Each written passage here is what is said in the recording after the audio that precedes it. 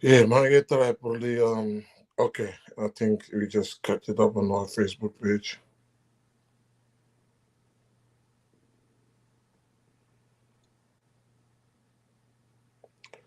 Um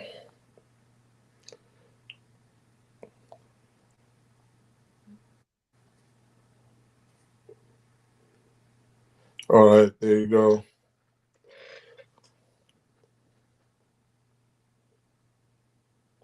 All right, there you go.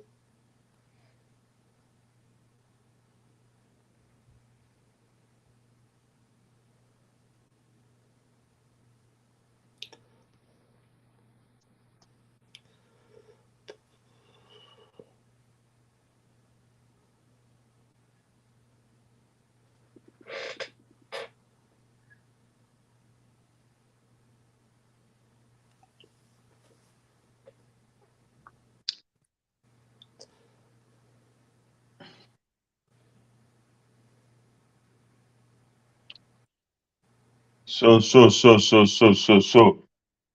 Yeah, assalamu alaikum wa rahmatullahi ta'ala wa barakatuh. I ngi just try pour dugal li suñ normal forum bi. Wait a minute. There you go. There you go. Assalamu alaikum wa rahmatullahi ta'ala wa barakatuh. Ñu ngi nuyu ku nekk sa tur ak sa santa. Ñu ngi leen a dalal rek suñ another weekly show Friday hashtag Know Your Gambian Football. Waaye soo leen ñoo dégg rek, soo leen ñoo dégg loud and clear, please jox leen ma thumbs up si comment section bi. So I should be able to know if you're hearing us loud and clear, I guess. And also, we're gonna share program. It's got to be we want to reach a wider audience because the objective of the whole show it's to talk to Gambians both home and abroad. And if you can share it, that would be very appreciated. So let your set and just let your thumbs up. See comment section be, and we will get going. Um, yep. Abi mobile rek nga nuyo. Hopefully guys ñoo dégg bu baax. I'm not quite sure because can you are good to give us a I thumbs up, think but I assume that I think we are we're loud good. and clear. Yeah. Like it's another Friday. Like Assalamu alaikum everybody, Gambians who want abroad. Everybody following the show. Come football fan full fan TV hashtag. Your Gambian football or know what's trending because basically the get top nga xam ne mooy trend. So it's always nice to be here. It's another beautiful Friday. So we expect to have a very good show with things yi nga xam ne moo nekk di trend. When it comes to Gambian football. So guys, locked in, and then we will share our opinions and li nga xam ne moo nekk di xew. And then like I said, ñi nga xam ne dañ dee send comments is very important. It's always that they add value to the show because fii kenn xamul yëpp. So yéen ñi nga xam ne yéen a dee follow show bi daf dee baax ngeen a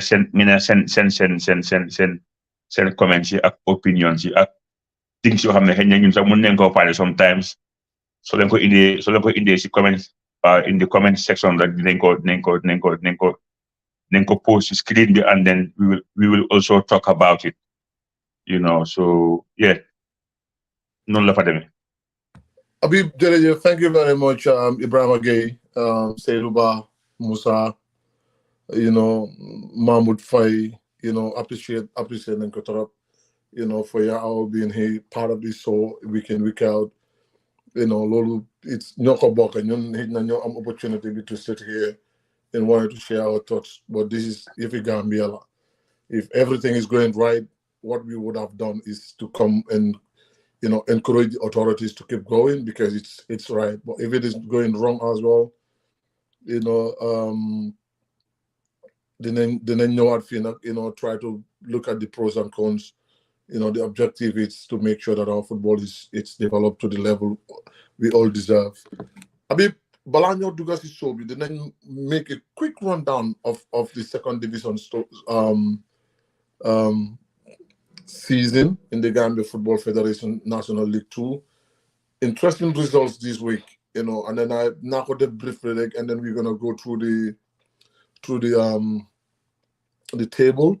Demba on Thursday, GPA played against BK Milan, the table toppers, and GPA won 2-0. That was an emphatic win for GPA, and I think they had a slow start to the season, but I think they looks like they're picking up the momentum. Gunjur played against Serekunda United and they lost to Serekunda United 1-0. Jara West versus Immigration Stalemate 1-1. And this is a first defeat for BK Milan in 5 games.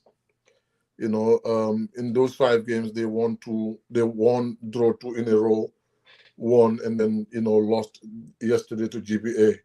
And that is their second loss of the season. Gambia Ports Authority, they've been unbeaten for the last 5 games. But they've won straight 4 games in a row.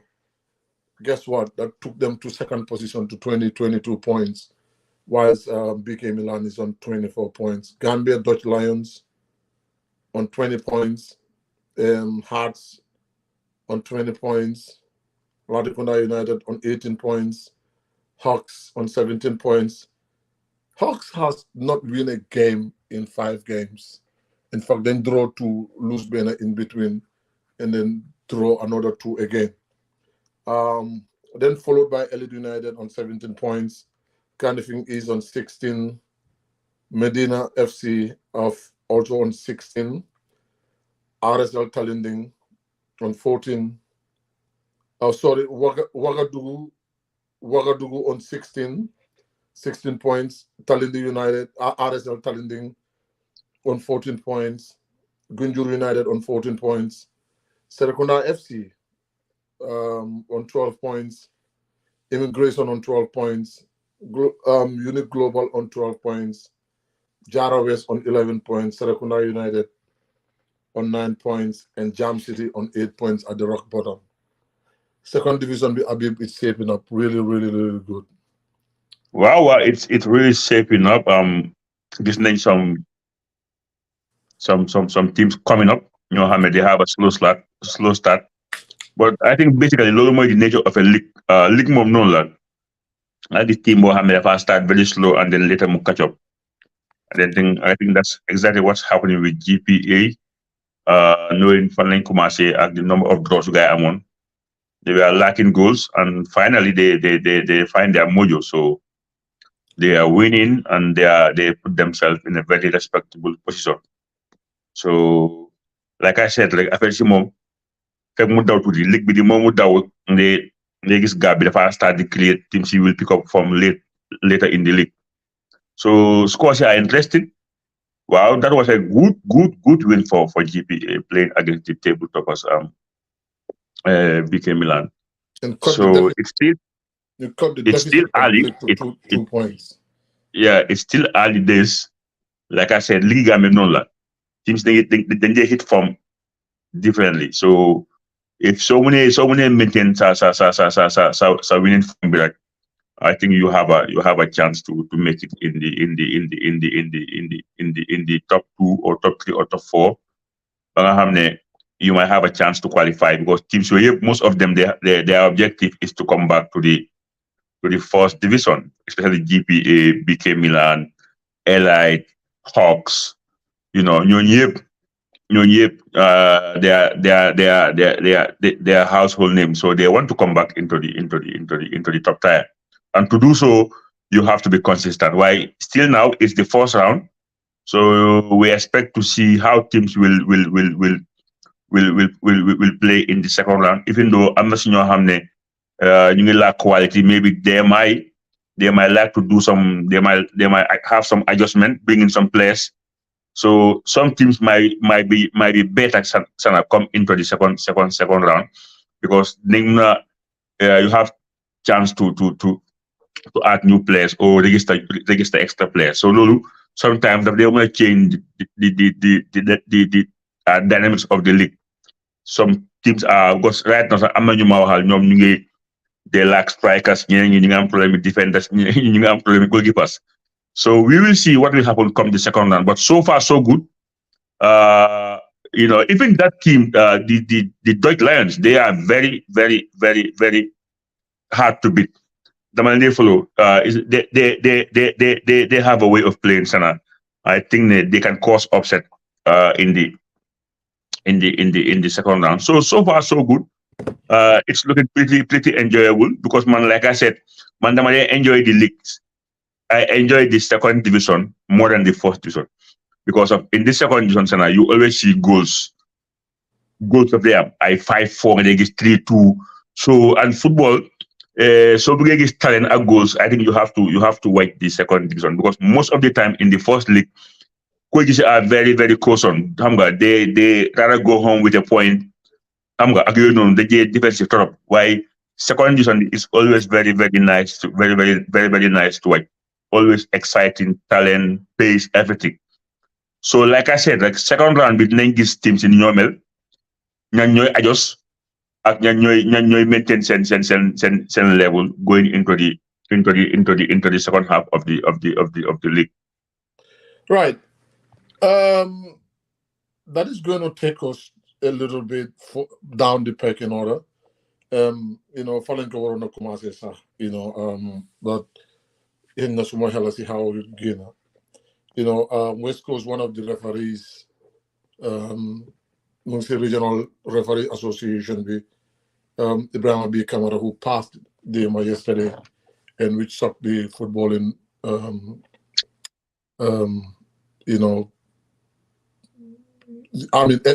everyone into football in the Gambia.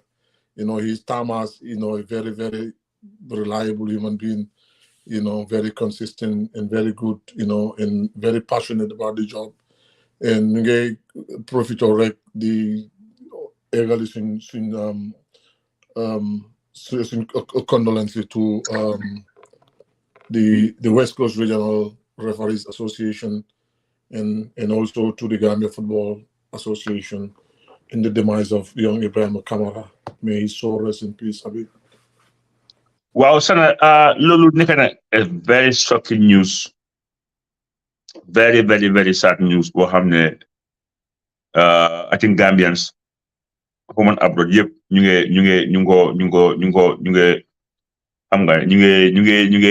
ngi jaale seen family bi, entirely, and ko jaale the Gambia Football Federation, ko jaale the Gambia Referees Association, ak anybody players yep ñoo xam ne they are involved into Gambian football or sports in general, ñu ngi ko jaale everybody. Sana lii moom dafa sad. Tey sax man maa ngi doon wax ak what's his name again, this linesman Mustafa, maa doon wax moom fekk at that time gaa ngi woon si dëj bi because after Juma lañ waroon a suul, maa doon wax moom mu ne ma right now ñu ngi nii sax ñu ngi si dëj bi, it's very very sad, Sana. Waaye xam nga àdduna moom it goes with that, death moom dafa ñëw ci time boo xam ne who knows, kenn xamul kañ la. It's just a matter of time. Dafa hit. Everybody is, your day will come. So ñu ngi ko ñaanal yàlla yërëm ko te xaare ko àjjana. So xam nga man nag referee yi moom down the street couple of these past years dañ nekk ñoo xam ne I am very close with them. I have very good rapport with them. So this Know Your Referees initiative ma indi woon to give them what they deserve. So really, even though minimum why I felt it, and then xam nga rek di ko ñaanal daal yàlla xaare ko àjjana pare xam nga yokk a muñ family and everybody close to Mr. Kamara. So you are right, moom lañ waroon a commencé loolu mooy yoon, waaye xam nga léegi xel daf dee fat comme li xewoon just last week tamit rek when we lose our one of our our iconic commentator and broadcaster Malik Jones sana. Mike Jones, yeah. Wow, moom tamit yàlla jël na ko, so it was a big news. So moom tamit ñu ngi ko ñaanal yàlla xaare ko àjjana, yërëm ko ak mboolem ñu fa fekka, di ko jaale everybody in the country, home and abroad, ak family. So yeah, lii moom lañ waroon a commencé waaye unfortunately dañ fàtte. waaye ñu ngi jégal. Yeah. All right, then go to the next side of the show, that is to review the First Division League, which is really important, and then also review a little bit about the whole brouhaha surrounding the national team coach, and because there are a lot of abnormalities you have social media, it's like the authorities are flip-flopping in every minute. I know that sounds opinion Silolo as well. Also, Gisnan Banjul, now you definitely can brief. JFF, renovated the park less than 2 years. It's in a very bad condition, and then was a little bit. And these are things we know the job that was done, it wasn't a good one. And we've been saying it, why ñun Gambian bi dañ dee teel a fàtte luñ dee def mooy dañ dee xool dala mu rafet rek. We are not looking at the long term benefits. Kañ la ñoo génn si defar park 1 year 2 year ñu ñëw delluwaat di see defaraat dinañ si ñëwaat. Habib, first of all, buñ commencé yaa ngi gis suma veste bi, you didn't talk about it, we are on top of the table, congratulate Loma. Anyway, they go by. Listen, haram. What you are doing is called harandos. Okay. It's called harandos. Xam nga ne. No. Yaa ma ko jaxase suma gars du ma ko nangu. I have to. No, yow xam nañ ne yaa ngi fortune bañu ma loolu waaye. Why, Sana? am na ñoo xam ne ñu ngi si page bi fii sax ñu laa jéem a dóor daala so loolu ñoo am sax non ñu ngeen ñëw si affaire real bi. No, we have to talk about real and stuff, and we'll talk about it. What can anybody say about Real de Banjul? Who are the champions? No, they're the defending champions actually. But hey, the big thing is they lost against Banjul United in Banjul 3-1. You think I don't know? No, of course you know. Absolutely. Of course you know. I know you know. I am following everything, despite the fact that I'm far away. Let me round up the second First Division quickly because I'm in 3 games stay. Banjul United sucking. It's not sucking because usually Banjul United really Banjul. It was. They always make a tight game. I've been there before, and I have seen them. I know it's Banjul United is one of those teams that is always difficult for Real de Banjul. No, it's Wa Banjul. Wa Banjul are more difficult than Wa Banjul. I mean, those are Banjul derbies. You can call it basically the Banjul teams. Those teams they will put their life on the line against us. Of course, but hey, I know about it. But Wa Banjul. Let me review this. No, not in Banjul. In Basori. Oh, in Basori, it's a home game. Yeah, it's a home game. Wow. All right. In Basel. Bombada Samga 2-0. Really? Yes. And then Gambia Armed Forces against Falcons. Armed Forces won against Falcons 2-1. Interesting results. And the last time I saw, Falcons scored first. Yeah. Falcons scored first. Wow. But beat number. So it's Falcons like really interesting results. In the especially this Bombada, they even against us, they played good. They played very good football. Yeah, they played good football. After 12 games for Fortune, they're on top with 27 points. Second by Real de Banjul. Sana, do I have the same number of games? Check my games. Well, you have 13 games. You play 13 games. And you are on 26 points. Are there teams that play more games than me, right? No, you played the highest number of games. So Fortune, Team Rhino, Biko that are below you, if they win. No, I mean, are there any team that played more than 13 games? No, the highest is 13. Yeah, but I think there was a time that some games were cancelled. Well, Okay. It says week 14. But are you with the table right now? I am officially from the Gambia Football Federation, and then it was posted like 29 minutes ago. Then you're good. Then you're good. Yeah. So Fortune played 12 games and they're on 27 points. Real Banjul played 13 games and they're 26 Fortune played how many games? 12. 12 games. Yes. Mm-hmm. So Team Rhino are on 22 points, and if they can win their this weekend game, they're going to 25 points, and that is going to tie it. It's going to get really, really close. Steve Biko also on 22. They're playing good. Steve Biko also on 22 points and are on very good form. 4 games out of 5. And they're on 22 points. Falcons, interestingly, they had a back-to-back lose. And they're on 20 points. Greater Tomorrow, 12 on 6th position. Played 12 games and they won their last 5 games in a row. They're on fire. They're on fire. So they are on 20 points. And Gambia Armed Forces, they won their last 3 games and undefeated in their last 5 games. So they won 4 out of 5. And they're sitting on 19 points. Banjul United, a little bit inconsistent, but they won 3 out of 5, and they are on 18 points. TMT, looks like they're trying to find their footing. 4 games in a row win. They're a good form. And they're also sitting on 18 points. BST Galaxy, Vet. Wow, interesting. Lost 3 in a row and on 17 points. They lost 3 in a row? Yep. Bombarda, they won their last game through the previous one and they're sitting on 16 points. Marimo, they are winless in 5 games. They only collected 1 point in 5 games. Wow, they are in some kind of deep form, And they started really, really well, and they're in a goal deficit of -2 on 16 points.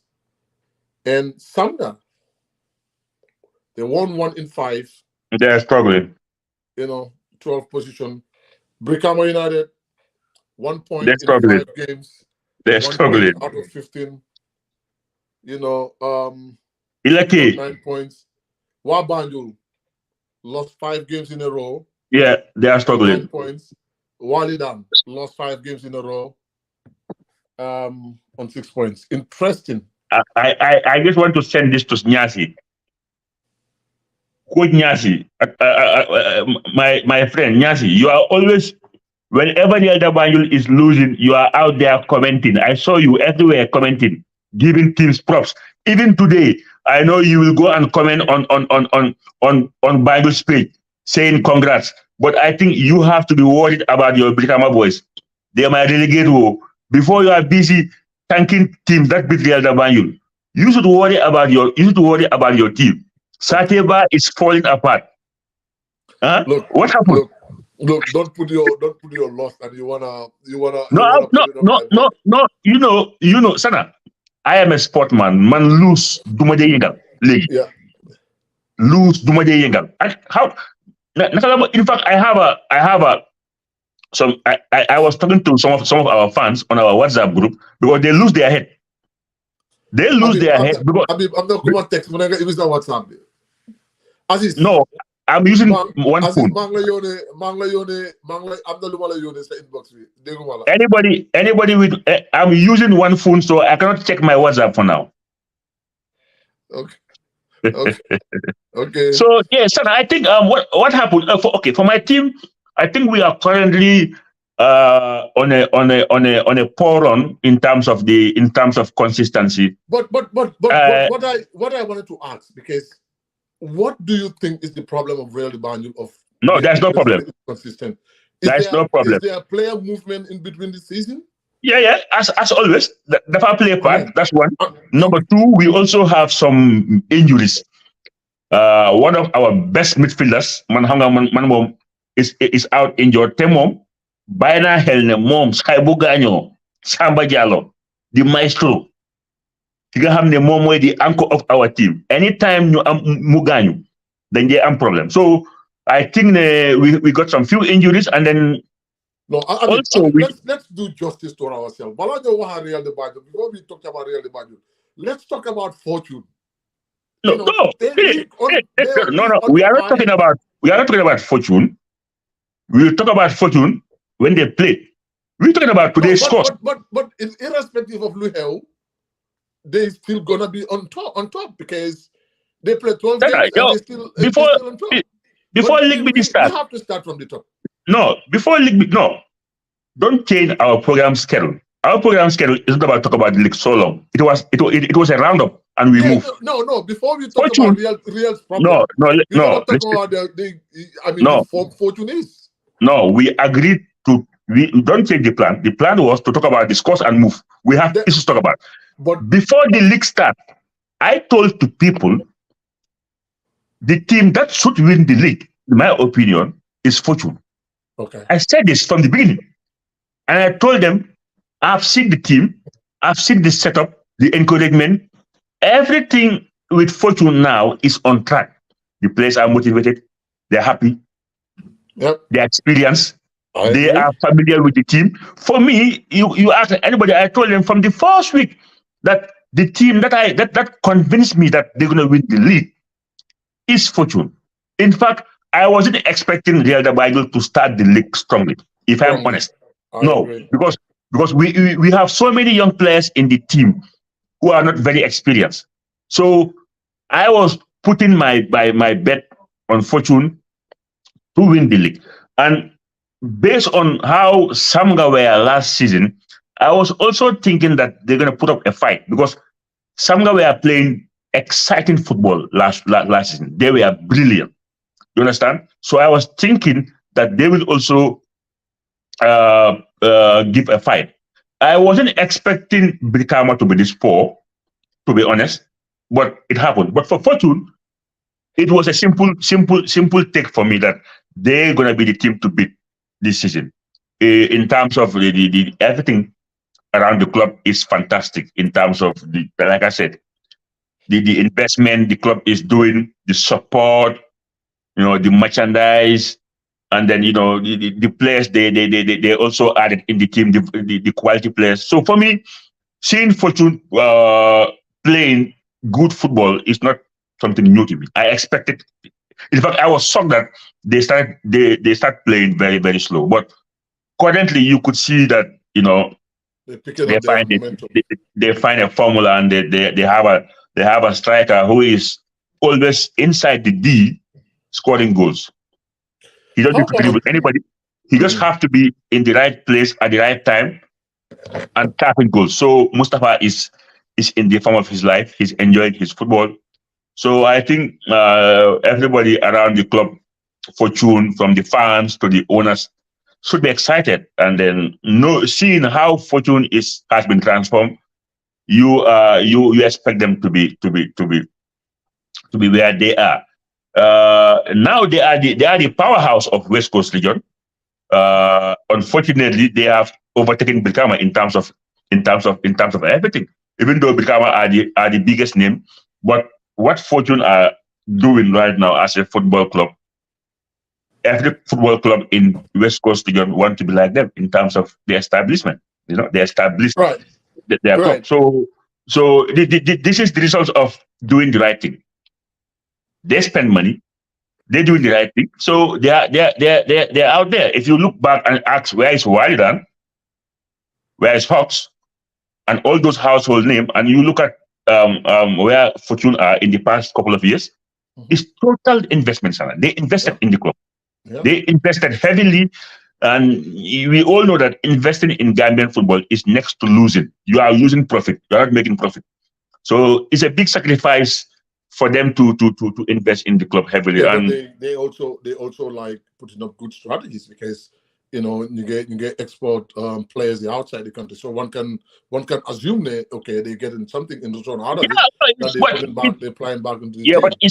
it's a long term thing, Sana. It's not Yeah, it's not a profit by overnight. They've been yeah, spending. exactly. So so it's wonderful, and we hope to See, see we hope to see other clubs yeah, also. that's where I wanna come in. Team Rhino at big what's the name again? Steve Biko. They kind of right in the fray right there. That, Because that, Hore Rhino, they only lost one game in 5, and Mhm. they seems to have edge against most of the top teams in the league. And Biko as well started slowly, and then but we see them like picking up Sarah, not valuable points Sarah, coming to 3 games. if you lose 1 in 5, Mhm. if you can maintain that winning ratio, you can win the league. Yeah. Like every 5 games, you win 4 and lose 1 or draw 1, you are winning the league. Trust me. With those numbers, you win in the league. Yeah. Oh yes.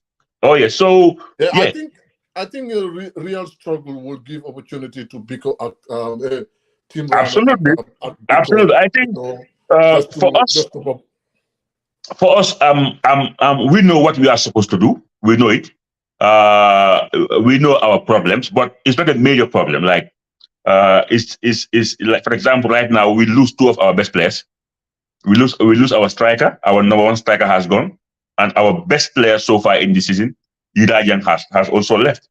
So you cannot replace them now until the transfer until the window is open after the first round. So we will do the right thing because we are a super big club. In fact, we have players on the list waiting who can play, who could have gone and joined other clubs and play. So we are losing a couple of players, maybe up to 4 to 5 in the first round. But that's you cannot complain about that because these players, they want to become professionals. The club also is investing heavily. We have to make profit, so players have to go. We are not obsessed of the league because teams will choose selling players, making money than winning the league. That's 100%. Because if you Right. want to stay up there, you need money, and $1 million is you are winning from the league cannot keep you afloat. So it goes with business. So for us, Real de Banjul, we know what we have to do, and I believe that come in the second round, we will make those necessary adjustments. The team, and all shall be well. But like I said, I love it when the league is competitive, Sana. Even Yeah, though I mean, I want my team to win, but I love it when the league is competitive. let's go. See last half of the program. Let's go to 2 topics. Mm-hmm. One, the issue of the coach, because Kisna, like we monitoring the coach. I mean, the senior national team coach. Mm-hmm. Kisna, we know the process is a process. It has to take a process to before you can appoint a coach, Mm-hmm. and it is open for people to apply. We don't know. I haven't seen Good person. any advertisement for the position of a national team coach. We know the people at the federation. They do what they want to do. Bepare Dora Nyogena or I make pressure Slender Dora Gena to announce that. We haven't seen it. I haven't seen it. I stand to be corrected. That's one thing. But big enough funny. Of late, I have listened to Kabar Kinley. He's talking about, first of all, downgrading Gambian coaches. Okay, I'm not going to talk about the coaches you make abroad. I'm going to talk about the Gambian coaches. Now I'm going to get coaches in National League B. But I cover the talk on a TV platform. The lache, there is no Gambian that has the the qualification, to coach the national team. What did you ask yourself in 8 years? what have you done for the Gambian 10. coaches? 10 years. All right, 10 years. In 10 years, what have you done for Gambian coaches? Thank you. Ibrahim Amane did last year, make a technical director. I remember I was right there. You def some calf B-Lice in 8 years ago. Still def some B-Lice in 9 years ago. Then def CB, the following year, you def BB. What has happened from 8 years ago up till now? What has stopped from the Gambia Football Federation to facilitate? This has to be clear. Coaching education, you have to pay as a coach. Okay? But this federation, see, they had an opportunity to request these courses from CAF for your national federation and your national coaches. Mm-hmm. Even to cost me way, you can request it. Whether I'm not funding, I will not say anything on that. But all I know, the coaches will pay in foreign currency to do the course. So what have you done 8 years ago? Big coaches in the that is the only batch, including Manyam Laibo, Jan Tafa Mane, and all others. Fode Bas, all others. You just in B-Lice 8 years ago. What has stopped the federation from pursuing the coaches? Talk less of that. They don't even have an opportunity to do the B-Lice, in refresher course. But you can go to the TV stations and you want to downgrade those coaches. And the worst of all is there are funds that coming in for capacity building. What is stopping you from putting those funds in capacity building? Even so, whole FIFA chat, see in this chat, it's right there, that capacity building. Yeah. What capacity have you built for Gambian coaches? Ask yourself. I think it's just shameful. It's just shameful that a president of the federation should go and sit in the national TV or in a TV and the propaganda to say, there's no coach that has a license or that has pro right, whatever. Do they have the opportunity? No, MC Kavrak, he was talking about Africa. Yeah, Africa. I will come to what he said because they've got some up, and I'm sensing some high level of hypocrisy here. A high level of hypocrisy. When he talked about Gambian coaches, and now he talked about Gambian coaches abroad. Matar was in the under-20. You and I know. He requested for help from this federation. What did they do? Zero. What do they do? They rejected hands down to say they don't have no funds for it. That's fine. It's up to them. But you shouldn't sit on national TV telling Gambians to do amut. These coaches, these are better. So he said about the brag. He's bragging about the success of the Gambia on domestic system under 17, under 20, whatsoever. It's thanks to those coaches that you neglected. It sucks if some of the authorities and you get downgrade those coaches. And you will brag about it. But you haven't sit and think about what have you done for them to improve their educational level in coaching. Sometimes, we need to say things as how it is. I'm not trying to defend Gambian coaches because I'm part of it. Man, this na coach you have then ISN family be send what Tobaski Ram, put you pay that B-Lice cost. I was right there with them. I have seen it. The sacrifice they wanted to take. And we are not asking like Ken Woodland and even Hollywood just sent C-Lice with the other time. Look at the brag. They were kind of bragging about we did 2 C-Lice. Dude, let them be B-Lice. You should elevate to go to A. You wanted to come down to C and C again. And how much they paid? They paid, I think, $10,000 Thank to you. do the course. Thank you. But when I look at the high level of hypocrisy, the GFF, they doesn't know, Kaba doesn't know, because one have not the game they're playing. When T-Boy was doing his pro license and they were talking about the coaches, he never mentioned about coaches that have A license.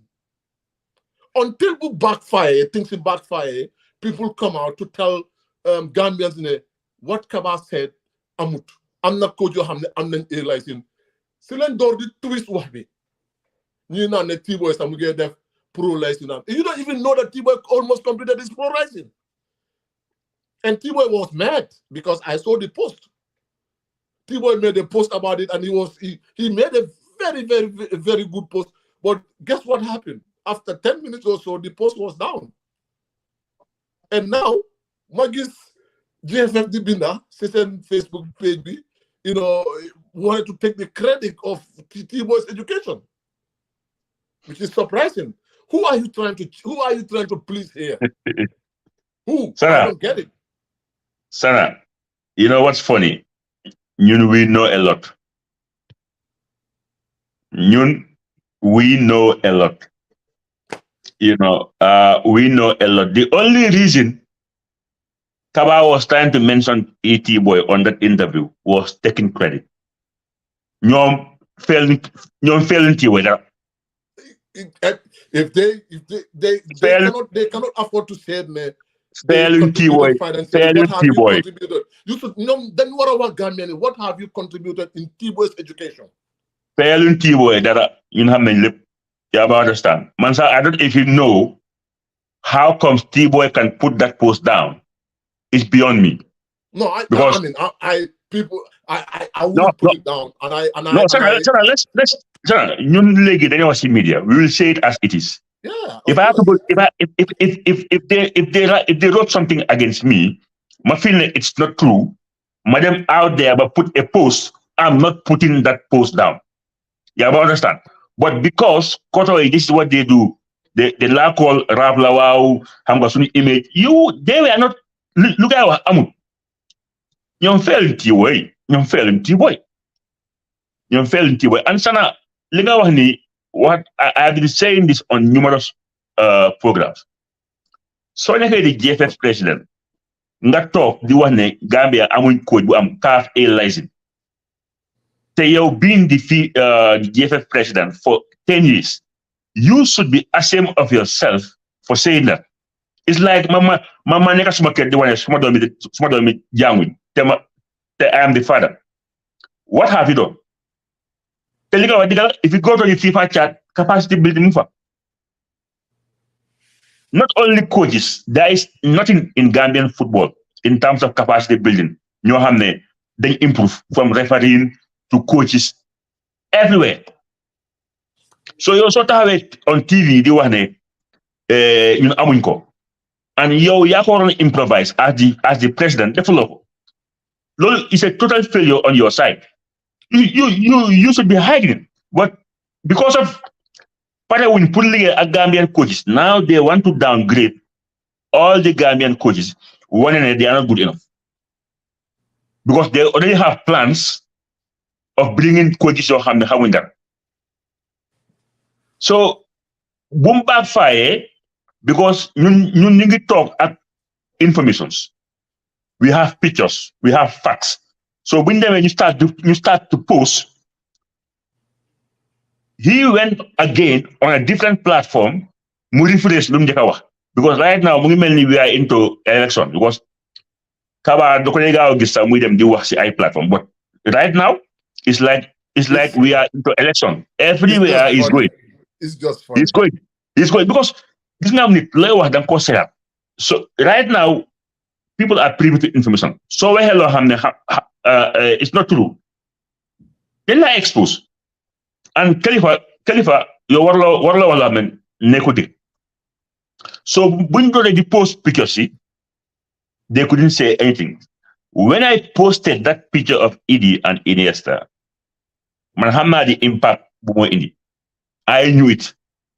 And all of a sudden, Sana, the level of hypocrisy in our country, the GFF boys start giving praises to T-Boy.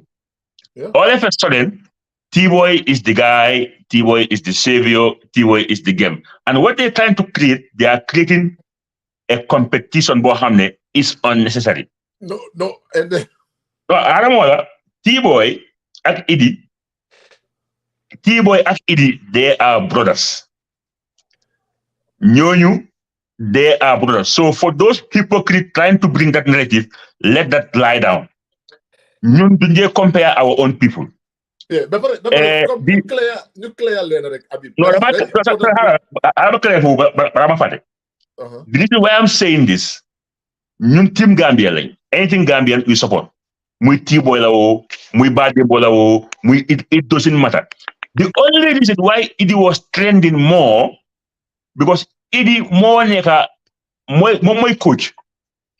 Idi has been coaching for quite a number of years now. So that was the reason T-Boy was not in the conversation, because T-Boy was doing his thing. Idi mu ngi coach, moom yàgg naa coach. So moo tax Idi was in the conversation. Why ñun duñ dee compare our own people. Ñun luñ bëgg mooy we want to see Gambians taking charge. It doesn't matter kan la. Every Gambian is a Gambian. Man do like it. But to show you that bu gaay daanoo in the other side, léegi because T-Boy was the under 23 coach, ñu indi T-Boy nag ak ko si kaw. They were trying to see the okay, T-Boy is the big man now. That was the kind of narrative they were trying to send. It's not gonna loolu du jàlla ama du jàlla ñun dañuy wax te duñ nangu kenn mu jaxase ñoo xam ne. No, but luñ fail to understand tamit. No, luñ fail to understand. The reason certificate Idi bi mun doon trend is because of what lu Kabawa na Gambian amut just to prove Kabawa wrong. Loolu mooy certificate bi génna. Ba pare xamuñ ne Idi at this point in time he's not even interested in working with this federation. Loolu mooy géej am na ndox.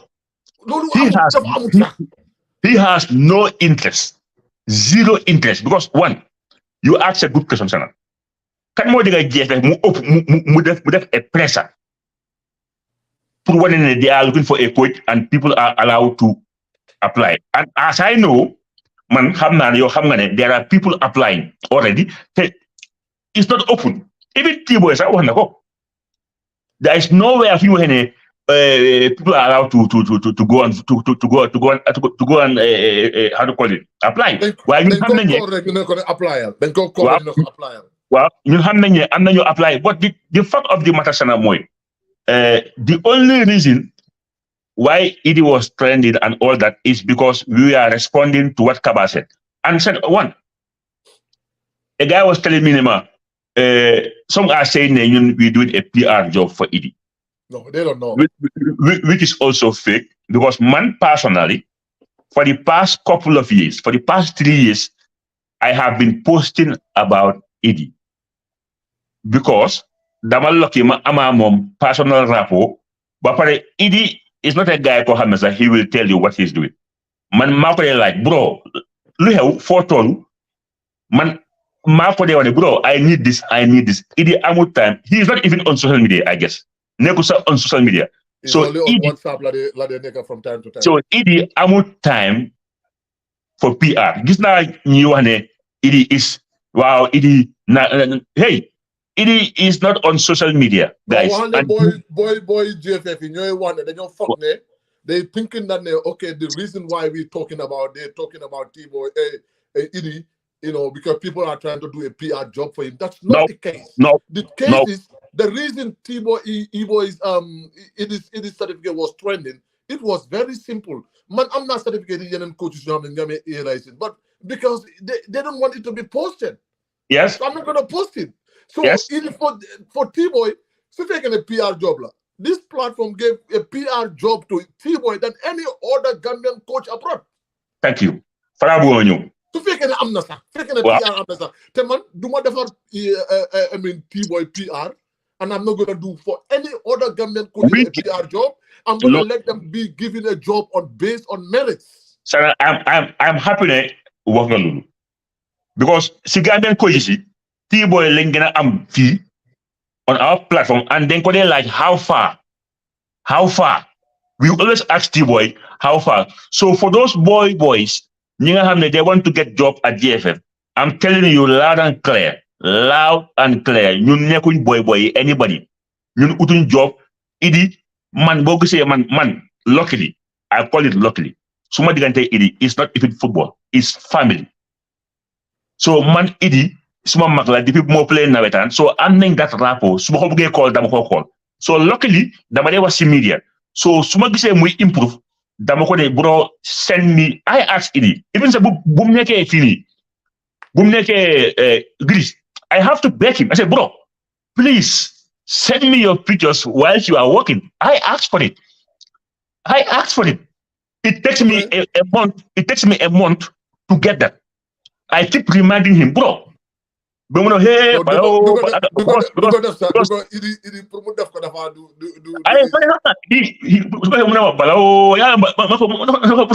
just send it to me. Yeah. So for people saying it was a PR job, that's a total BS. It's not true. And secondly, he has no interest in coming because even if he comes to work with JFF, the field, because the environment is not conducive for him to work. 1, 2, he had a very good job. 3, he's highly paid. 4, he is working with coaches like Walter Zenga, the Iniestas, and he wants to improve. So there is no way he will leave that job for Gambia for now with these people in the system. Hell no. As did Balama in this song, as did mention one thing, GFF said they paid that they financed some of T-Boy's costs. Lola GFF why man personally, I'm not gonna sit here to talk about a lot of things because whatever conversation I had with T-Boy, it's very private. And the one you on air the world, T-Boy is a brother. Lena, come Gambia, you understand, man. People like T-Boy made a post. No, I'm coming. T-Boy, somebody can take T-Boy. He's the only professional in the whole Gambia. But be more play professional. He came in and gave me his club shirt. I still had it in Banjul. So somebody can take T-Boy. It's not now. It's been long time. Well, Bala T-Boy did hard lemon, sir. We had a great relationship. We had a lot of respect for each other. And he is someone that I have highly respect for. He knows that. T-Boy knows that. So, do not think come the one to you. Come the more, man, do whatever can PR. I'm not going to do PR for nobody. Why T-Boy himself, he's a professional. He should know better. If people are saying things about him, it's up to T-Boy promote defend Bopam. He made a post. Man, read now post me. Gambian everybody Gistenko. It's up to the people to decide. Why GFF, this is what they always do.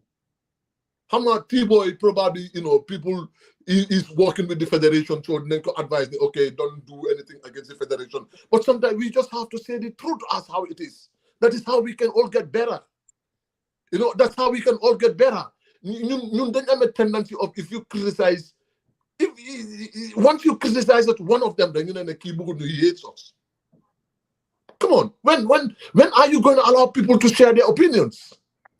We cannot hate Gambia Football Federation. There's no way that we can hate them. Balani story, Madugal Sang, because Sang also did make that very important post. Man, I will make a PR job for a Gambian against any foreigner. Absolutely. Let me tell you one thing. When it comes to Gambian, send Bahbahi, man Bahbahi Gambian na ko fenyal. Because for example, you think I will give a PR job to the former Yada Bangle coach ahead of T-Boy or Idi? You think I will do that? No. Mahaguma, Marik texted me. Guys, I know it's hard to say, but we have to investigate and see how the relationship between Lamin Kababajo and T-Boy, there must be something else. No, it's professional. There's nothing else. Look, whatever is in there, it's what they are saying, but the facts are there for everybody to see. So, man, I'm not going to go deep into this issue. By Sandong, they're going to Sandong. Sang. Sang, yang madega. Sana withdrawal linga unjakawa. Moy. Sandong. Well, withdrawal. Sang withdrawal ako. Withdrawal Sandong. Sandong withdrawal. Instead of Sandong. Zara and Habib, Jerejef, thank you so much. It's good. I have been listening for a very long time, and good evening to Sun Setan Kati ak ñu nga am na ñu no déglu tamit. It's good to be on this platform. Yeah, but great discussion ngeen am fofu, man. Yeah, you did make a post about the last time about this coach issue, who is qualified, and you man like this jam tag bena message, if we can put up this license right over here, which we did, and then you did make a point, and I think it's important, man come limo fee.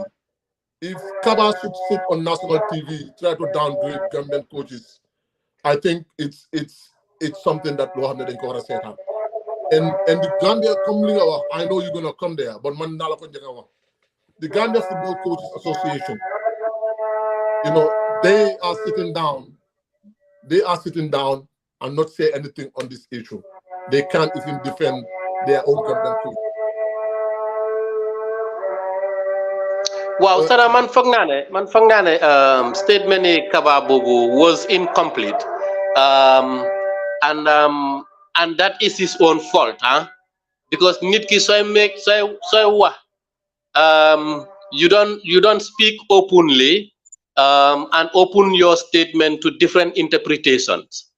Because mom bum don wax, mung don wax about, for example, suñ league clubs, how incapacitated they are in terms of coaching, and coaching qualifications.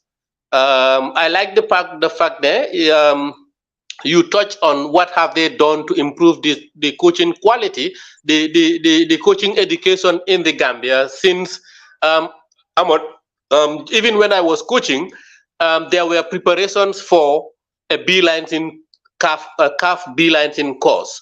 Mandama yakar ne depuis ma baye coaching to now, it's been over 14 good years, and I can't believe that there is no Gambian with a CAF A license. Definitely, alolu munuma ko believe.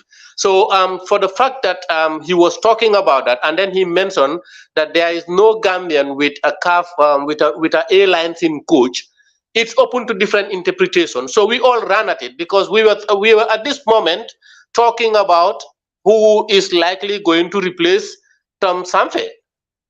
So if that is the case, and then people run at it, it's their fault, because you can't fault me who picked that up to write about it, because and what we did was actually just to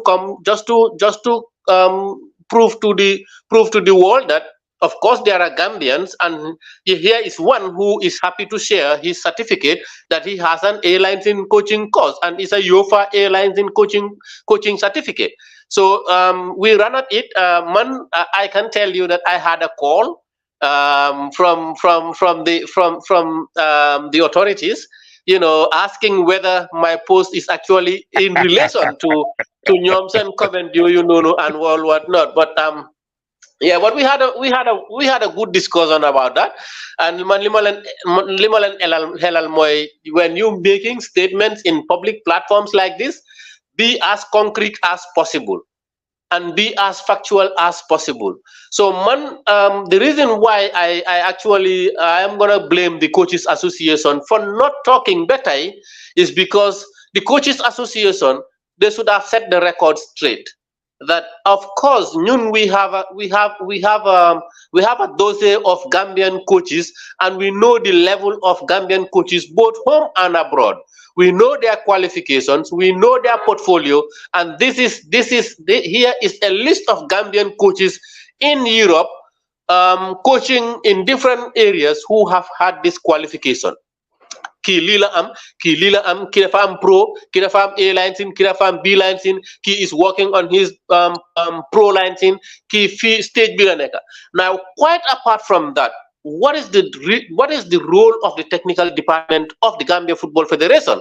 Ñom tamit war nañu am a dossier of coaches with all their qualifications from D lines in local coaches to C lines in to CAF B lines in to A lines in to UFA B lines in UFA A lines in UFA Pro lines in FIFA A lines in FIFA B. Lolu yep. Man, I think the Coaches Association should have it, but it is also evident that the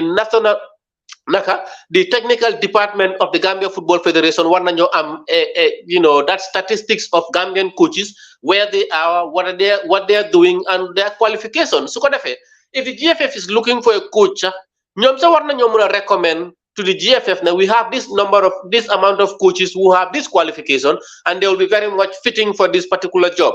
Mun nañoo reach out to them to ask them to apply for the jobs.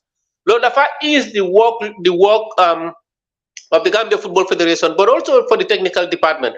But even, loolu tamit nañoo access to Gambian coaches anywhere they are in the world. If an opportunity is released, that it is passed through the coaches association and they share with their partners in a WhatsApp, in WhatsApp format or in any other format you So it's good we talked about it, and I hope the federation is going to learn from this. Well, regarding what other people are running on with, as to say there is a group of people doing PR for Idrissa Sonko. Well, I guess the two of you are not part of that group, and man, I don't even know it. Man, suma def PR sa hejna T-Boy la ko wax, because just like Sana, T-Boy musna ma jox his club sat, lolu tamit daf ma ko isil be man fuma deka mu jox ma ko ne this is my club sat, I have this for you. Man, out of all the Gambian players ñu am, T-Boy ak Modou Diop ñoom ñoma musa jox send club sats, and I've never advocated for them while I was working as a journalist, and duma ko musa def tamit, because lolu is evident that it's not my role to do that. Mota man buma don job bama don liggéey as a sports journalist, man, I was not in that league of profiling Gambian players or writing about Gambian players in Europe, and because I think sometimes what other people do is like PR for those players, and man, I will not go into those kind of things. One thing, they promote the players, they expose them, but sometimes they influence Coach Bitamit in picking the players, which is left to the coach here and there. But then it like I said, it's a good show, and guys, let's continue the discussion. My let Mama Jill call me, it's an urgent call, and come back later. Thank you. Very important point, and I that recommendation, of the coaches association, the technical department having a database of Gambian coaches abroad. This is an initiative, Abib. I think you are a little bit aware of that. When I came in, I tried to work on this, my fist out Gambian coaches abroad, and I was able to bring them on one group. But then I had a discussion with the coaches association, the higher level, and then just to see how we can network between the Gambian coaches abroad and coaches in America. I literally reach out to lot of coaches. Some of them are very get set on program. I reach out to them personally, and I had them in the club. But the negotiation broke down because I was trying to mediate with the coaches association. There was no interest. Yeah, but Sana, who is current executive coaches association? I mean, Jasper is the head. Who are the current executive members of the coaches association? Jasper is the interim president right now, and then Amfodeba is part of it, is as one of the vice president. Bom as one of the vice president. Ahmad as still the secretary general, and then Lamin Sana the PRO, and there's a couple. There's a couple. Yeah, what I will do. This is a great recommendation. I will still do more tired, do more sauna. I will still reach out again to the coaches association and try to see how we can also, because we change the constitution of the coaches association has been updated. Usually, the coaches association is only the first and second division. That's the National Coaches Association, both male and female. No, they never see coaches association. But they amended it. They said anybody who is having a foreign license and also CAF minimum of C license, all the CAF license, you are eligible to be an automatic member of the coaches association. And I think this is really important. It's not like the coaches abroad are trying to take the position of others and stuff. But no, networking is really important because monthly coaching seminar, coaching course you might have, they would recommend coaches to be networking to other coaches, and these are Gambians abroad. Probably there could be other better opportunities for other coaches, and I think Malan did confirm that. I can attest that Sana, you brought me into the Gambian coaching platform. It's Thank not you, only him. Malan. It's a lot of them, Gambian coaches that I've tried, and I'm still going to reach out. I'm still going to reach out to the coaches association because this is to our advantage. Sana, what you are saying, Mahamane, it was your idea to make Sonny definitely in terms of because most of this Gambian ex-players they are into coaching. I'm going directly. So you are trying to facilitate that. Not long ago, I have a chat with Jesper also on this because I saw something on Jesper's WhatsApp. I commented. So Jesper was telling me as well, wow, we want to open the, we want to break the barriers. Like we want to make sure everything intact. So to my players, ex-players, outside the Gambia, who join together. I have a chat with Jesper. Manako, that's the way it should be. Platform we will always sell this agenda because they feel in Gambian bit. Then want to buy the so getting Gambia, you la hold as your leg out. And then we also have to minimize this complex of the Gambian Kudikashi Gambian is the same.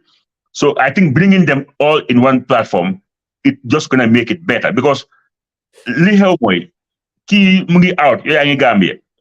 Mungi exchange, networking is key. I want to just about this kind of conversation not very long ago. Even though Hamane, you are in contact with most of these coaches and you coach, and then these are Gambians. They played football, they understand the game, and now they are coaching. So having them together with in the local front, Gambia will more benefit. Gambia will win. Gambia because Fofula buga ñëwé Habib gis nga coaches association ñom dañ wara run at this opportunity. They should run at it because man fogg na né if you have such collaboration and nga muna encourage ñi pour ñu join into the association dina isil association be a lot of opportunities. One, there will be transfer of knowledge and skills because obviously soon brothers you nekk Europe the coach while doing their coaching line things they undergo better training programs than the coaching programs we are having in the Gambia because I've undergone series of coaching programs in the Gambia. I have seen Gambian coaches lay out training programs and ñom lu ñoo def outside is way too advanced as to what we do here.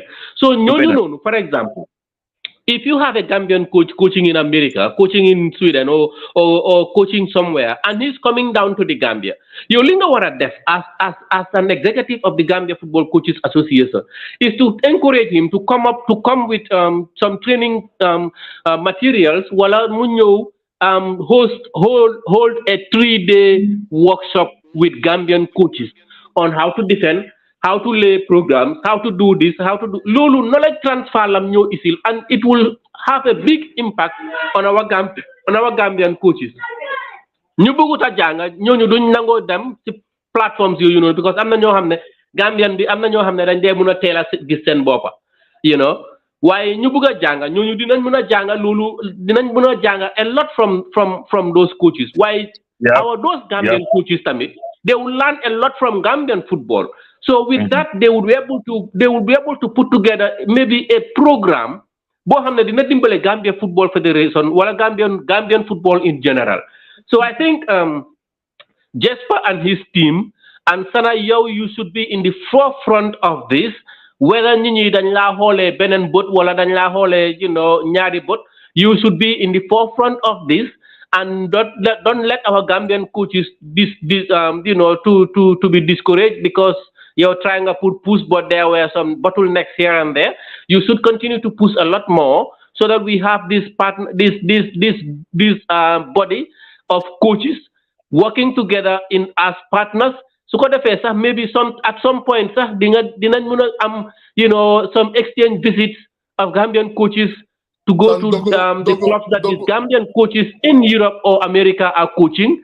And then these people could also come here, for scouting missions and whatsoever. So a lot of things are actually possible. Dogumala sang. But one of the things that we were talking about was how we can also contribute to this coach of the month, coach of the year, and that is when Gambia Football Fan TV, was, giving award to the Coaches Association. We started it, and then the idea was, whoever wins the coach of the year, we try to look at a team abroad, like 2 weeks, 3 weeks intensive. Intensive, just to give you a better understanding. Lulu, the far motivated coaches to do more. There were a host of things you have. It would have been like the interest of the coaching association, and I hold this conversation. It's just difficult, But like I said, come lingawa, dumasi sona. Man, I don't really care about what others think about or say. I will still contact them if they're interested, because Ken Munu Magene Gambia Football Coaches Association. I'm a bona fide member. Ken Munu Magene. And then and then they all know that. So, I will still sell the idea again, and then I can always go back to the coaches abroad, and try to bring them together as well. Because we need to network. The coaches need to stick together. When we stick together, we will be better off to stick together. Because our level of experience are different. People like Malang. Malang has been working in the coaching industry. He's coaching a college. He's coming to the Gambia. What are we benefiting from him? What are we benefiting from him? It is coming to the Gambia. The Fanyo Hegna Mudam Real de Banjul one time, twice. Wow. What is Why the not? coaches? What is the Why coaches association benefiting from it? Let's share his experience. Ibrahim Mungi Angalte, they them Gambia. He was having his air license. Young Pascal. A whole lot of them. Pascal. Yeah, and young Mal, a whole lot of them. Yeah, these are Gambians, they are little knowledge bigger and could benefit other coaches. But what advantage are we taking? But what people like me, what I can only do is try to initiate it. That's the least I could do. Sana, Badembo was in the Gambia. Yeah. But Badembo was in the Gambia. He was always leaving, about to go home. But Badembo was on the Gambia before going. Hassan Bass, the best goalkeeper trainer in the Gambia. At least Badembo would have sacrificed a day or two. Wow.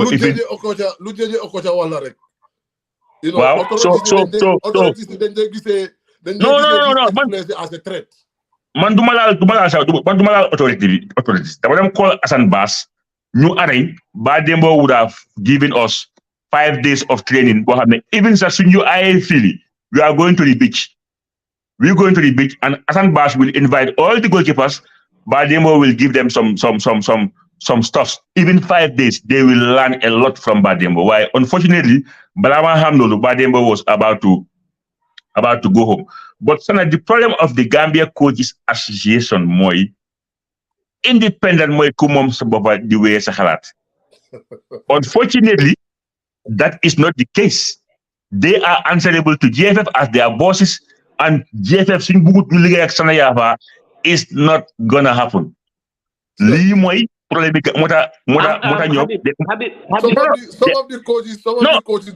Some of the coaches don't even want to have. Because I'm critical about the federation, so they don't want to have a rapport with me. Which is understandable.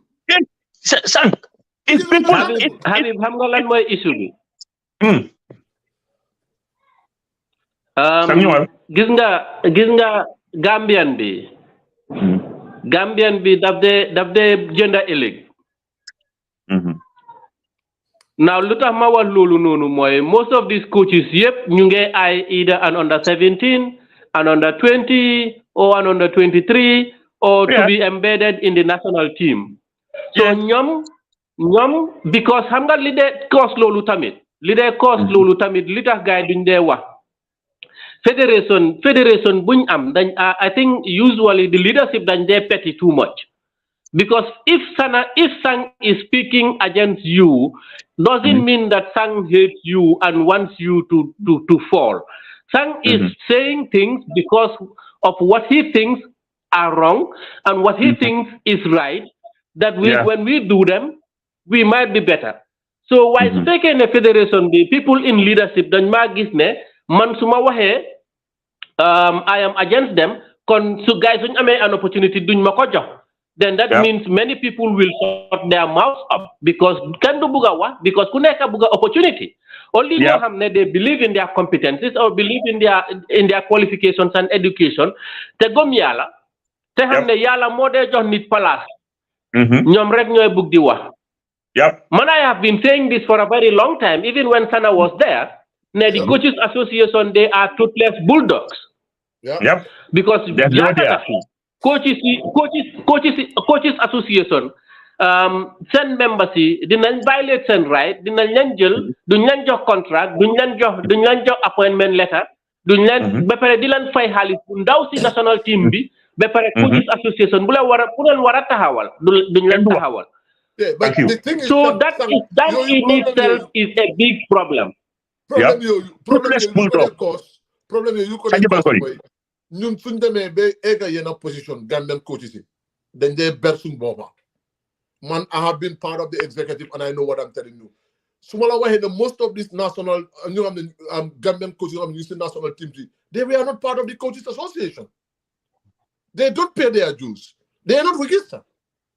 So ñooñu wala nga am coach boo xam ne you feel like he's big mu toog si këram nekk bañ a nekk si national association bi kooku su amee problème kan ma ko taxaw comme like ma jox la critical example ndem si yàlla Sol Kouyaté. I was a very good friend to Sol. We were day in day out no day under. You know Sol every day maa ngi ànda moom ma ne ko ne dugal si Coaches Association register pay your registration. He doesn't do it. Madam Dakar, I was in Dakar, no I'm a problem. Guys suspend ko. Hamba. So when he suspended, he was with Gantel. Tafa Mane came for holidays. Mu call ma Tafa Mane even Mundole. Mane come back Dakar. Mane Sol, you have to look at this issue. Because he has an issue with the referees, and now it looks like he's fighting against the referees. The Coaches Association needs to stand for him. Okay, Tafa, we cannot stand for Sol because he's not a member of the Coaches Association. And I called him. I said, this is what I was telling you. But we inform Gambian coaches to take ownership of that Coaches Association. It doesn't matter whether it's a friend la, wala salala. It doesn't matter. They need to take ownership of that association. Association should be strictly for the welfare of Gambian coaches. But the problem is then politicalize. And then you feel like that's the problem. This is what we need to get away from. That's the problem, sir. That's the problem. Sanyange remember one time Coaches Association then endorsed Kaba and then letter beginner. You want to Gambia football talk show and you tag me, tag Amat. We have some coaches in here to clarify that the Coaches Association then endorsed Kaba. I was there. In my capacity as the Assistant Secretary General, I will reach out to the Secretary General and see whether he does. Ma call Keba Jasper, Second Vice President. You call for an emergency meeting. It was very bitter. Very bitter. Madam Password against because do not talk to me the Koa. I have to say to the coaches, we are not a political association. We need to be there for the interest of Gambian coaches. I don't care. Couldn't see Federation when a Sana doesn't want to endorse Wakaba or whatever. It's not my business. They went on and tell Bakari Jame and Namkaba he doesn't like you. And I didn't care about it. Because I was trying to defend the truth. Why in fuck you gain a politics coaches association be? Ak referees association be. These are institutions Bohamila. Any federation bunyo Gambia, whether Kabala wo, whether Kenen Lawo, Akenen, they will be there to defend the interests of their own people. In fact, you understand, Lulu. For coaches, jail ownership, you try to fight in the Nino Hane, they will be there for the interest of coaches. So Lulu, Jari, like Dugawa, because for the simple fact, Nini Commission Boba, Sang Lungwa, Moidega. All these coaches want to be in the youth setup. Man, this not coaches you have there. When I watched their WhatsApp, from last year to this year, I couldn't believe it. Coach Bui Samambayan Kaba, come yo, man, I couldn't believe it. I couldn't believe it. Every day, you are the best. You are the best. You transform our football. Hey, man, wow. Coach la? And those people who talk about the was Kaba is the worst. Man, no Kaba la de yerim. But sometimes some guys they get screenshot. I no bro. Yes, are they coaches or are they looking for jobs? Well, they are looking for jobs. You could see. It's shameful.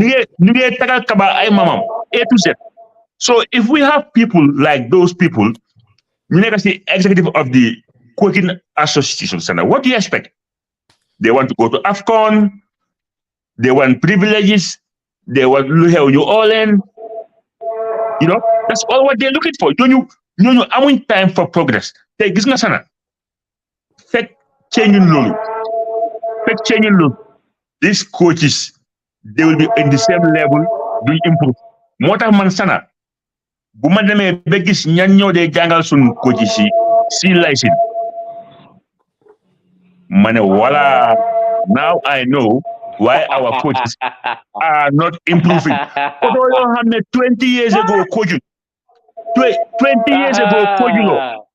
20 years ago, you ko xamne munta access sa computer, munta decide how much football ñoo xamne ay 20 something years ñu ngi market sana ñoo even to do exercise munin ko man this is a joke. So many okay, so GFF are bringing these people as a compensation package pour ñu la farel. So you in the land, fair could do 10,000 over 60 coaches. That's 600, almost 600. That's a lot of money. So they, no, when a guy, this seal license is next to nothing because ni Hamon football, Hamon 19 nangam. B license is even more than B license is close to $200. You've been got it, and you got to pay in foreign currency. But I somebody is asking me, ban license Alagisa hold. Alagisa would be license. Okay. Be license. Alagi, with people like Alagi, for example, the Gambia Football Federation, Mota Suntoge, guy, they were sitting down there and talking about nobody has a license. Is it not simple? You had people like Alagi Sar, who you could have easily paid for Mudam Cairo or Mudam Benin Deka Defco. All the Gambian coaches are privileged for you pay air ticket, Defco, but you haven't privileged to pay for Alajisar. Akenen, putting them deficient A license. 8 good years. Alajisar, when you're deficient BB, he was right there. 8 years, Defutco. 8 years, Amud A license. And you not talk take about the talk in the media, the one, it's just by Now you understand. Buma wahene sun backroom star be amul debt. Oh yeah, it's not debt. It's not amul debt. No, I mean, come on. Amul debt. If you have CAF B license holders on our bench, you have amul B license. We have B license. But we have people in your hand, B license on our bench. Now you understand me. Gambia as a national team. I mean, interest. So, Gambia Football Federation, I could not respect their, send coaching developmental program. Let me tell you this thing. The coaching association has been pushing for the longest possible time pour ñu mëna amé criteria for coaches coaching in the first and second division league. Buñ démé bi am B license 8 years ago, we said, look, let's set standard. If you don't have a B license, you cannot be a head coach of a team. You guess what? Then they am season review every year. We send recommendation to the federation. Bam, you do custom draw, we take up. And you said, the coaching association, in collaboration with the technical department of the GFF, you're the technocrats of Gambian football. Then they review season B. You know, recommendation at least 10 points. Dara, duñ ko ci def. Xana yoka ball si. Bu coach ci requested nañ yoka the amount of balls you ñëw ci game si ñu indi ay ñetti ball ñenenti ball. Ah baj coach baj. Man coach baj daf ma dé mu ne man coach la. Mu ne ma bro yow coach nga ma ko ta mu ne ma the level of coaching in our country is very low. It's very low. So Sana, going forward. About Alaji Sarr for the longest possible time. I'm telling you, I stand to be corrected. As far as I know, Gisuma friend for Alaji Sarr defe a license, and then because when he was the opportunity was there. No. Sana, if Alaji Sarr should have on a license, Kaba di meta hawane amun a license. Wow. You know that BB. You know the Fandor BB. He was there. In fact, the Fadamon Cairo. Guess what? In fact, the Fadamon Cairo would have course equivalent. Then we know after BB know we would have BB what? Guess what? Alaji Sarr, Gambia Kogishi, Lum win. Come you know. Lum wins cup. Yo, come celebrate. Muno job for mudam ganyo tao. What have you done for them? Even sa Sekou sa munin ko job. Sekou. So legi yow nga am the audacity to sit down and tell us ne ñun amuñ a lesson te yow it's your responsibility to make it happen. Defuloko. I'm not going to defend the Gambia Football Coaches Association. This is my personal view. And I'm not talking on their behalf. But as far as I know, these are truths. They are on the ground. They are not just helping. You know, so Coaches Association, if they should come out and defend themselves, that is up to them. But I'm not going to defend nobody. But all what is happening is just injustice. Hypocrite. In fact, we start to stand for ourselves. Association, the coaching association is for Gambian coaches. You need to defend the interests of Gambian coaches. Same welfare be more of a tech. Do interest in Kababajo. Kababajo interest in the tech. More in the stakeholders, team owners. We should start thinking about how we can better that coaches association. If we don't do that, we are not doing justice to the next generation of coaches. Ligay bo gis amna off koto yi coach yi nga xamne ñoo lay def this C lesson dañu wara nga retirement dafa am you cannot be 55 60 years and you still want to pick ñoo xamne they are 19 20 sana koto yi dañu wara retire man I'll be very happy to see you am interchange. Like what I mean by interchange, when I am a CAF C license, I want to see people, young coaches in their 30s and 40s from other countries like Senegal, Ivory Coast, or Nigeria, Gambia, jangal sunni modern day football, not koto yo hamne. Ñoñu buñ baye football ak tay open at 20 years. Lolu xel nangu ko. In fact, sir, some of those young coaches you guys jangal nañu ñom am nañ access to recite things so koto yi xamuñ ko. Roman am na ñoo xamne they were in the courses ñu ma wone bro. Most of the things that buñ def ci course bi I just did it to get the certificate. Why man xam na because boys you know am nañ ambition and ñu ngi find time to recite or ñu ngi in contact with other coaches around the globe to enhance them. So that B license, that C license for some of those boys is just ceremonial. They're just doing it to get the certificate. Why have them because ñu leen ko jàngal sax ñoom ñoo leen gën a equip in modern day football. So going forward, changes you know laying what again, but you know what they do? They bring those people to put them in their camp. It's like Kabudu. Ñi ñoma support So anytime I will just bring them on board. Come Jelen send nekasi cyber warriors lend them as my commissioners. That's low motion send pay. That's their pay. Yeah, absolutely. Yeah. Absolutely. And because of my commissioner, they're getting how on the internet Musagala for the sake of that. So I got that. Why you know it's not him?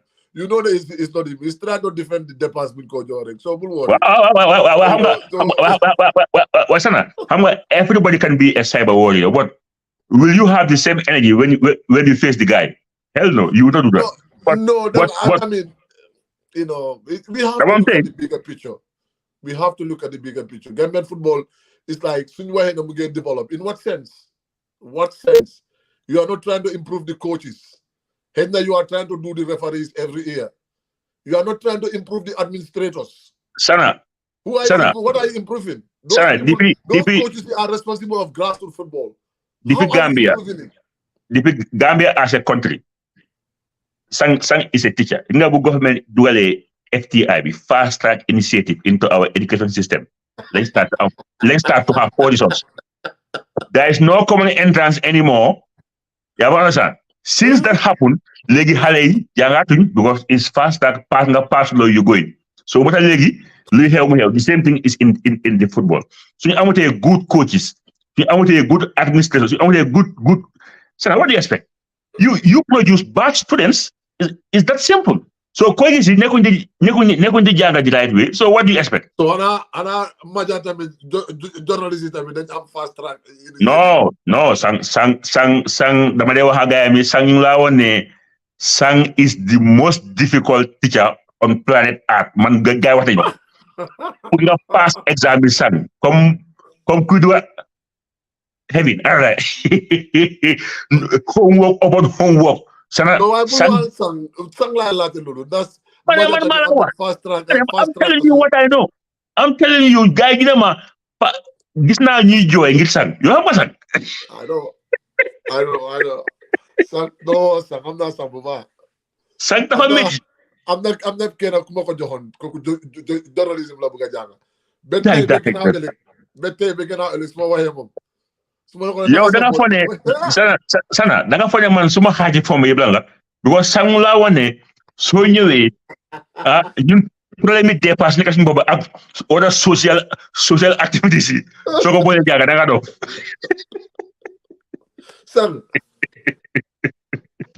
sang ben level la neka well yo already jala nañ 1 hour 20 minutes I think very interesting. Why Purma think correct. You know, I know people would say now I'm a bit emotional today. No, I'm not. It's sometimes if the target, you know, this is how I am. I will say things as how it is. So there's nothing personal with nobody, but the facts are the facts. You know, this I feel like 110% they're the truth. You know. We need to try to be much more creative and try to change the narratives for the next generation of coaches because it's important. New coaching, it's a noble job in the Gambia. Yeah, you know, it's a great opportunity for coaches in your built-in career as well. You know, so I think that's not that fair. We Well, you coaches association with Tahawe, Muneka and independent bodies like you know, everybody. Why? So why is the Executive Coaches Association? You also talked about the coaches in the first and second division. You call for monthly meetings. These coaches will not even come. And these are times that you have to discuss things affecting the coaches. But they would not come to meetings. So obviously, no. Imagine even paying that $1,200. You don't pay it. And you claim yourself, your Young Coaches Association, you are a member, and you started asking for benefits. How would you get benefits if you don't? It's a Gambian problem. I remember some Gambian musician. So never had a new book as a Gambian Music Union when you buy. So book a name card. Legi, then I'm been a contact and I need card bobu. Fake you must love and you want to have it now. Wait the that's a Gambian problem. Even in the music industry. The coaches needs to The regional coach, Gambian problem. West Coast, they were doing well. They were really doing well, and I think man don't monitor how things are unfolding there. But the National Coaches Association, we can do better. We need to do better. And the coaches that should come out and take ownership of their own association. Matar Mbodj bu mu xamee ne moom Gambia mënu faa improver bu mu xoolee left right center. Even a contract bu baax mënuñ ko jox mu xam ne fii su ma fi nekkee damaa retire te du ma am dara te du ma improve. Dara fu ba leen bàyyi. dafa dem. And guess what? Since Matar left Gambia loo gis progress. Progress la gis. Even education, progress. Anybody ku leen bàyyi da ngaa progress because do you know why? ñoom dañ laa limit to one angle. ñoom ñu yokku financially yow doo yokku. Tell me somebody at the GFF koo xam ne in terms of capacity building yokku na. Tell me. Kenn du yokku. ñoom rek ay yokku. So ku am fayda da ngeen faa romba. And then you move on. Because fii you have to believe in yourself. Yàlla moo fi ne yàlla mooy may not people. But so gëmee ne yow without GFF yow doo yokku. You are lazy. All right, boy. Thank you very much, and thanks everybody for sticking around with us. And he said I asked the question deliberately just to answer Kaba's statement. Yeah, you see? That's why I'm not doing these are legitimate questions to ask because people need to know when we talk to Alhaji Sarr with all this experience he has in terms of paper, what does he have? And then I feel like Sana, most Gambians wouldn't believe this. No. But that's the truth. That's the truth. So going back to Faye Kumase, that's not what we from Kumase problem one any. I mean, as is Muge Waldinga come Lord Digal, but our case is different, because from other coaches because he's having a European passport. But Gambian coaches have an opportunity between European passport. You are right. They don't. We don't have that opportunity. Matar nyaibu duf bila ame. All right, boy. Thank you very much, and then it's good to have you around here, and then. Sana maa ngi gis gars yi ñëpp a ngi célébrer xam nga Real de Banjul team bi dafa ponkal boo xam ne buñ lose I've seen people everywhere ñu ngay jubilate like ligue bi dafa jeex gars yi ligue la asal bi la every dimanche am ko lose gannaaw xam naa ne ñun we are the defending champions so gannaaw ligue bi at the end for me in the really back, because project. No, we not coming. No project. No, we are not 100% project in Real de Banjul. You house kids in that real.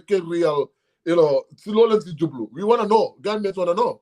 You started housing kids. We want to know what's the whole thing behind that. Those are kids. Those are kids. Those are no. But what are the prospects? Of course, yes, sir. As the old fan when the league is finished.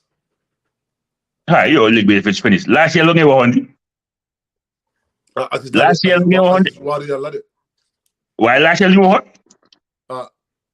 Last year, we lose 3 consecutive games in the second round. It's over. Even the coach, more than coach Real the Bangabi, coach Real big guy when you put national TV. So even the coach give up. When we lose 3 consecutive matches, he made an interview, give up. Aziz, we lost 3 consecutive matches in the second round last season. 3, then lose. Lolo have a good decision that they all lose, win, draw. So we are not at our best. While Gomnani in the second round, I'm a player put join team B. We might be back inshallah. Man football do Madegawa give up. It's not over until it is all over. But Ruben, abi munuma politique munu fe am. Xalé yoyu nonu dañoo in fuck ñu xam rek lan mo tax ñu ngi kër Real. We want to know the no, why sana xalé ñun tam nonu ñeñi xalé ñeneen ñi they want to control them in terms of send movement. Yendo yi ñu ngi start di lecture So from nekk ni bu leen campaign ni yow amuloo time yow train by force la on time. You are going to bed on time. You're gonna train on time because post bi dafa jël the concept or the idea behind it. Don't let Gambians become. Wow, so da nga gis ne which is a great idea though. Which is a great idea. You can they are potential of the club. They are the we could have done that with the goal project. So if you wanted to have a 2-year plan or 3 years plan for the under 17, you tell Halil you can't be doing everything right. We will have a proper under 17. We want to control them. Everything Lakers and everything. Always send mind is in the right place because you get like and you get I'm problem and on top of that, how many went to depart for training? Some of them before you have a late right now and there are plans for them also. You have the media. Why on a footballing side, with the club want to make sure Halai are in a good environment. Wow, Ruben, I'm not worried. Do more politics. Fuck really don't. No, Ruben. I'm not Ruben. Ruben. Sana. Ruben. Platform no, will you know? Okay. Okay. One day when you. No. One day. I'm got a Ruben. Hamal Konari. No. Iman be the delegate second division. Mubuga Moya lose Galaxy. Guy lose 3 consecutive matches. Mudaw. Absolutely. Sana. Hamma yep. Hawks then delegate. Ruben Buwari, we didn't know. Man call me. We didn't fuck with your rek. No, we knew. There are some serious questions to answer regarding. One day boy you. That's a great initiative, though. It's a great one day boy you. And we wanted to. Sana, one day boy you. But Sana, no. Yeah, Sana, you are talking about your fortune jersey. Man, I have 2. Jerseys. Why nigga what?